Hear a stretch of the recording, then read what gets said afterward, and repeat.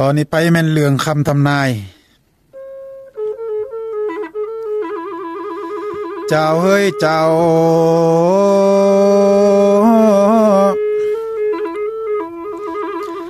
หาบาทเดียววันนี้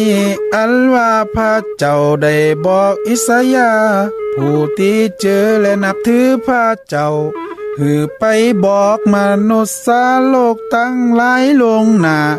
จะมีเจ้าตุนบุญนี่มาโพดหือมนุษย์ปุ่นจากบาปกรรมปุ่นจากผีและจะมาปินโคไตขามจากโลกนี้ไปสู่สวรรค์นิพพานว่าไว้ดังนี้หาบาทเดียววันนี้พระเจ้าจะสำแดงหือเฮาหันเป็นหญิงสาวกุนหนึ่งในมีลูกเกิดมามีจะเป็นกุญใจแล้วได้ใส่ชื่อว่าเอมานูเอลถ้าเกิดมาแล้วนี่จะถึกบุบตี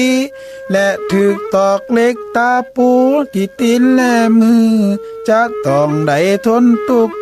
ทรมานเปื้อกุนอื่นๆเมื่อตายแล้วและจะได้ขึ้นมานี่เหมือนเก่า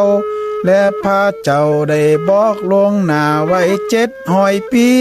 ที่เจ้าตุนบุญนี่จะมาเกิด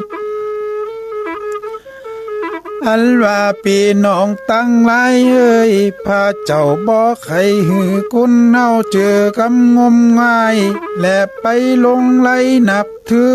ที่บ่แม่นเจ้าตุนบุญพระเจ้าจึงได้บอกไว้ลวงหน้าว่าหือเฮาเจอเจ้าตุนบุญตุนนี่เนอก็ยังนี่แหละ